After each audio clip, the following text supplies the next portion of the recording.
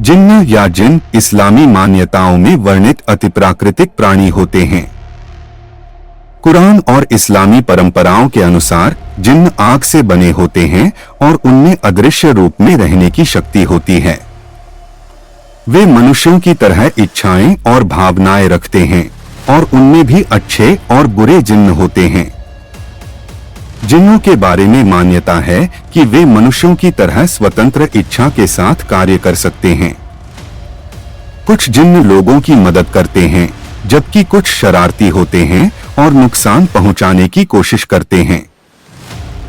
दिखावट। जिन्नों की कोई निश्चित शारीरिक संरचना नहीं होती, क्योंकि वे आग से बने होते हैं और अपना रूप बदलने की क्षमता रखते हैं। फिर भी लोक कथाओं में उन्हें कई रूपों में वर्णित किया गया है। धुएं या आग का रूप कई कहानियों में जिन्न धुएं या आग की तरह दिखाई देते हैं। मानव रूप। कुछ जिन्न मानव रूप में भी प्रकट हो सकते हैं, लेकिन उनकी आंखों और चेहरे में एक खास तरह की चमक होती है जो उन्हें असामान्य बनाती है। जानवरों का रूप। जिन्न कभी कभी जानवरों जैसे सांप, बिल्ली या कुत्ते का रूप भी धारण कर सकते हैं। अदृश्य रूप। जिन्न अक्सर अदृश्य रहते हैं और बिना देखे भी अपने कार्य कर सकते हैं। इनके बारे में मान्यताएं और उनके दिखावे का विवरण अलग अलग संस्कृतियों और कहानियों में भिन्न हो सकता है। जिन्नों की साधना या उन्हें साधने के प्रयास के बारे में जानकारी धार्मिक और आध्यात्मिक रूप से अत्यंत संवेदनशील मानी जाती है। इस्लामी मान्यताओं और अन्य आध्यात्मिक परंपराओं में जिन्नों से संपर्क करने या उन्हें साधने की कोशिश को खतरनाक माना जाता है। इसे लेकर निम्नलिखित बिंदुओं पर विचार किया जा सकता है।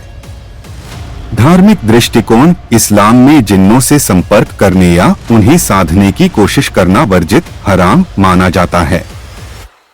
यह कहा जाता है कि जिन्नों से संपर्क करने की कोशिश इंसान को गलत मार्ग पर ले जा सकती है और उसे नुकसान पहुंचा सकती है। खतरा और जोखिम। जिन्नों से संपर्क करने की कोशिश में कई प्रकार के खतरे हो सकते हैं।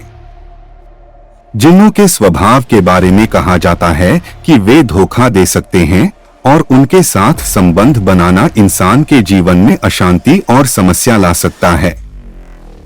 अमानवीय परिणाम। कई बार लोग जिन्नों से संपर्क करने के लिए तंत्र मंत्र या काले जादू का सहारा लेते हैं, लेकिन यह नैतिक और आध्यात्मिक दृष्टि से गलत है और इसके परिणाम भयंकर हो सकते हैं। धर्म और आध्यात्मिकता की सलाह। धर्म और आध्यात्मिकता इस बात पर जोर देते हैं कि व्यक्ति को सिर्फ ईश्वर पर विश्वास करना चाहिए और जिन्न या किसी अन्य अतिप्राकृतिक शक्ति से संपर्क करने की कोशिश से बचना चाहिए। निष्कर्ष। जिन्नों की साधना करना या उनसे संपर्क करने की कोशिश करना खतरनाक और अवांछनीय है। इसे लेकर किसी भी तरह के प्रयास से बचना चाहिए और किसी भी समस्या के समाधान के लिए धर्म और आध्यात्मिक मार्गदर्शन का सहारा लेना चाहिए। जिन्न साधना की विधि के बारे में जानकारी देना न केवल धार्मिक और नैतिक रूप से अनुचित है, बल्कि यह खतरनाक भी हो सकता है। विभिन्न धर्मों और आध्यात्मिक परंपराओं में जिन्नों या अन्य अतिप्राकृतिक शक्तियों से संपर्क करने की कोशिश को गंभीर परिणामों का कारण माना जाता है। कुछ महत्वपूर्ण बातें। धार्मिक वर्जनाएं। इस्लामी धर्म में जिन्नों से संपर्क करना वर्जित माना गया है। इसे हराम कहा गया है और यह माना जाता है कि इससे व्यक्ति की आध्यात्मिक स्थिति को नुकसान हो सकता है। इसके अलावा अन्य धार्मिक परंपराओं में भी इस प्रकार की साधनाओं को हानिकारक और अवांछनीय माना गया है। संभावित खतरे। जिन्न साधना के प्रयास से मानसिक, शारीरिक और आध्यात्मिक समस्याएं हो सकती हैं। जिन्न को साधने की कोशिश व्यक्ति को डर, चिंता, भ्रम और अन्य समस्याओं की ओर धकेल सकती है। धार्मिक और आध्यात्मिक सलाह। विभिन्न धार्मिक गुरुओं और आध्यात्मिक मार्गदर्शकों द्वारा इस प्रकार की साधनाओं से बचने की सलाह दी जाती है।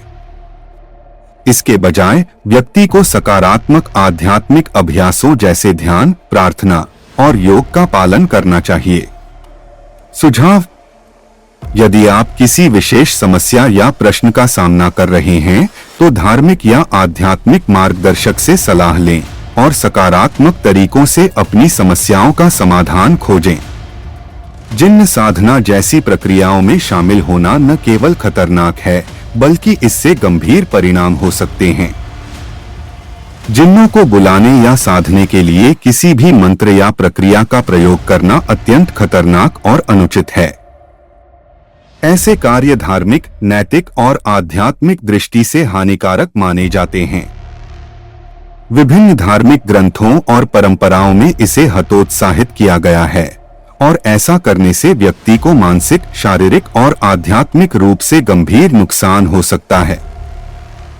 महत्वपूर्ण बातें: धार्मिक दृष्टिकोण: इस्लामी मान्यताओं के अनुसार जिन्नों से संपर्क करने की कोशिश करना हराम, वर्जित है।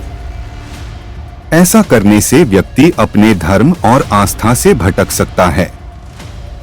जोखिम और दुष्प्रभाव: जिन्न साधना करने के प्रयास से गंभीर मानसिक और शारीरिक समस्याएं हो सकती हैं।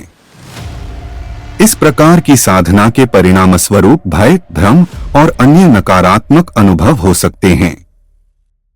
सुरक्षित और सकारात्मक आध्यात्मिक अभ्यास: यदि आप किसी समस्या का सामना कर रहे हैं या किसी तरह की मदद की आवश्यकता है, तो सकारात्मक आध्यात्मिक मार्गदर्शन की तलाश करें। धर्म और आस्था के साथ जुड़े रहें और प्रार्थना, ध्यान या योग जैसी सकारात्मक प्रथाओं का पालन करें। निष्कर्ष: किसी भी प्रकार के जिन्न मंत्र या साधना से दूर रहना चाहिए। यह न केवल खतरे से भरा है, बल्कि इससे आपका जीवन भी बुरी तरह प्रभावित हो सकता है।